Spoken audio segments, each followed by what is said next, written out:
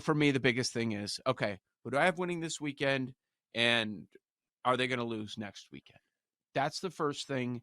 And also, there's probably going to, in a lot of these pools that are starting up, there's probably going to be one team that's popular. I don't think it's going to be spread out evenly. And I want to stay away from the popular pick. So, what's the popular pick? Depends how sharp the pool is that you're in. My guess would be Philadelphia. The Eagles would be pretty popular this weekend. What do you guys think? Which one would be the pick that people make that, okay, I want them to win, but they're not making a deep run? Cowboys for me. Well, Cowboys? no, we're in Yeah. agreement, Aaron. No, to Okay. me, I feel like the Cowboys are the obvious pick here, even if you Yeah, think that that's they're what I going to thought. win in the divisional round. And I think there's a good argument to be made that they'll knock off the Lions or the Rams, whatever. Like, I do think, though, that when it comes to the Cowboys, like playing at home, this should be a slam dunk against the Packers. Like, Yeah. Worst case scenario, they lose this game, you're firing your head coach, the sky is falling. But they win this game, even if they don't cover the number. Well, so what? They're advancing. Like, get to the NFC Championship game, show some tangible progress, whatever. That, to me, is more of the goal of the Cowboys going forward. And in this spot, like, there's a reason why that spread is hefty. And there's a reason, and we'll talk about this tomorrow, why the Cowboys probably can even cover this number. But what can they do after that? It's a big, big question, especially with the 49ers ultimately looming. So in that respect, I go, the Cowboys seem like the obvious play. So then how would you pivot off of that? The Eagles might make sense just because of that 4-5 matchup, but the Eagles are also broken and maybe unmotivated. Yeah. So there would be some concern there. I don't know if you guys know this. I'm like a little bit of an Aaron Rodgers fan, so people think I hate Jordan Love, which I do not.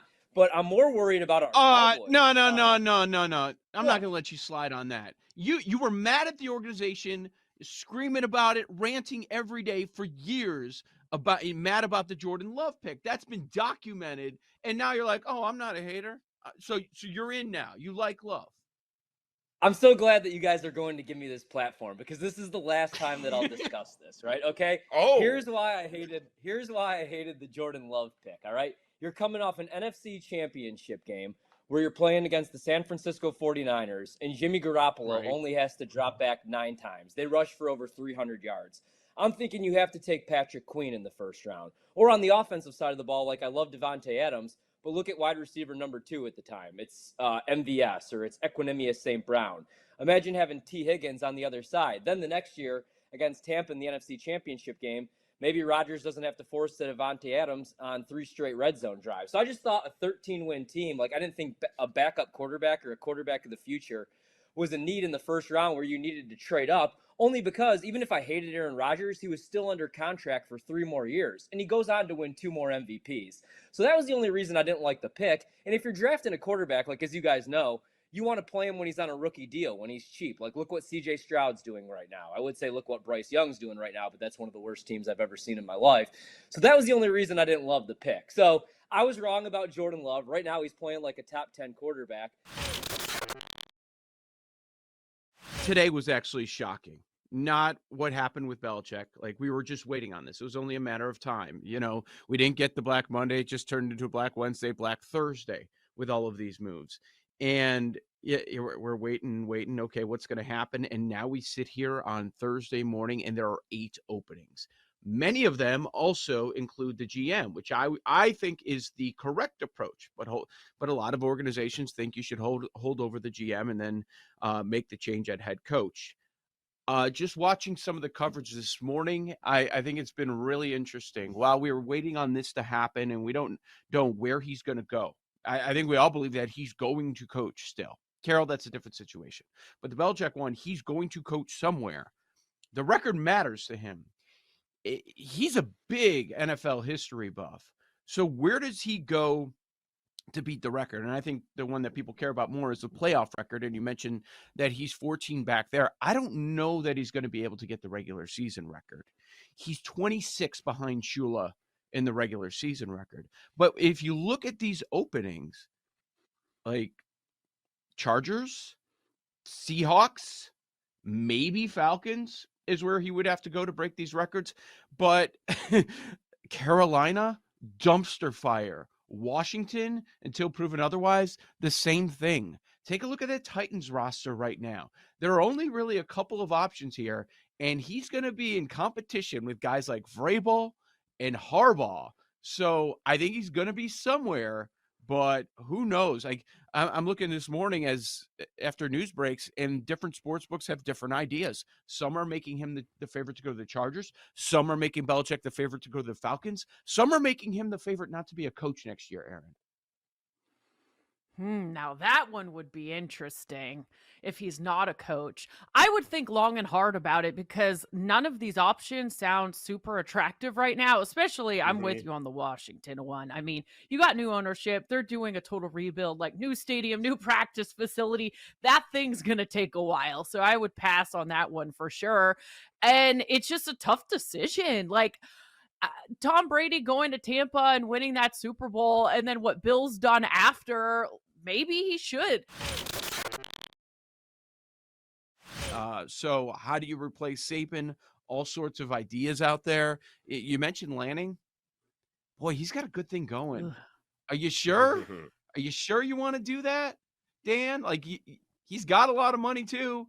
That's a destination. You want to go live in the SEC? I don't know that I'd want to be doing that. Lane Kiffin popped up right away. A lot of the guys that have been connected down there, the big name guys. Sarkisian, same thing. And now he's come back and had some great success. But I don't know that he would be making that sort of a move. Is Alabama on a level like by itself? I don't know that that's the case anymore, especially with the state of college football and how things have changed, especially over the last couple of years. Yeah, I think with the transfer portal, I'd be looking to get out of Alabama, just not knowing, and we're already seeing that happening. Also, there's just a tough, big shoes to fill. Why would you want that job if you're Dan Lanning? I would stay where I'm at. I mean, it's just going to be so hard going in there. Maybe it'll be good at Alabama for a year or two, but I could see it dropping off, and then you're fired. You don't want to be the guy after the guy. You want to be the next guy, right?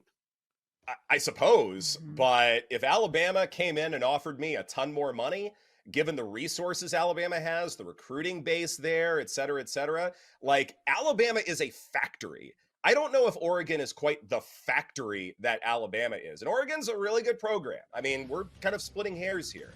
But in terms of you got the Nike what money, that program has done up to this point, it's not just Saban. It's the entire infrastructure. That's why Saban stayed there so long and not gone to Texas or anything like that. So I still think Alabama is a destination, even now after following the guy. Yeah, first of all, you guys just absolutely kill me with these intros every time I come on. Just, I'd love for an intro to be like, Bijan Robinson scores a 71-yard touchdown, but no, the intro I get is the Saints scoring on the last play of the season. I don't know how I feel about Bill Belichick if he comes to Atlanta, and I don't know if I'm going to bet on it. To be honest, and the reason why I don't know how I feel about it, because I don't really want to think about it, because I would have so many complicated feelings if the Falcons sign Bill Belichick that I would need to go to a therapist to figure it out, because on one hand, he's probably the greatest coach of all time. On the other hand, his teams haven't been good the past few years. On the other hand, maybe that was because he was a GM too, where with the Falcons, he wouldn't be the GM. On the other hand, he was the coach that led the greatest Super Bowl comeback in history against us. On the other hand, he's still a defensive genius. On the other hand, he's haunted me for the past 20 years. So I have no idea if I'm going to either like or hate the Falcons signing Bill Belichick. So instead of even going down that road, which, like I said, I probably need to go to therapy to figure out, I'm just going to not think about it unless it happens. And if it happens, then I'll deal with those emotions then. A lot of people I've seen think the Dolphins are frauds because they don't have a great record against winning teams. The only, I think, playoff team that they beat this year was the Cowboys. But I reject that notion, because to me, what a fraud is a team with a really good record that doesn't have metrics to back up. If you look at a lot of their stats, they don't rank high. The Dolphins aren't that. And actually, in a lot of those games against playoff teams that they lost, it's not like they were blown out. Now, they're blown out against the Ravens, But the Chiefs, they lost to by a touchdown. They actually outgained them in that game, 5 yards per play to 4.8 yards per play. The Bills, they just lost by a touchdown, basically a special teams touchdown. Like, they're not losing by a lot against these playoff teams where they're coming out on the wrong side of things. So I'm backing them in this spot. I got a bad number on the Dolphins early in the week. I got 3.5. I should have weighted this up to 4.5, I believe, at most places. What I think the Dolphins can do, and why I think not only do they cover the spread, I actually wouldn't be shocked if they win this game, is the Dolphins can run the ball. Everyone talks about how good the Dolphins pass attack is, and for good reason. Not enough people talk about how the Dolphins lead the NFL in yards per carry at 5.1, 5th in rush EPA, 5th in rush success rate. And what is the Chiefs defense? Their one weak point is their run defense. Chiefs 24th in opponent yards per carry, 28th in opponent rush EPA, 17th in opponent rush success rate. The bad teams that beat the Chiefs this season, like the Broncos, like the Raiders, are teams that have been able to run the ball against them. So I think if the Dolphins stick to the run game, now they kind of had that issue in Germany where they got off to a bad start and then they had to play from behind and they had to kind of abandon the run game a little bit. But even that game, I'm pretty sure they averaged over 5 yards per carry against them. If they can just kind of control the game, run the football, I think it's going to be a close one against the Chiefs.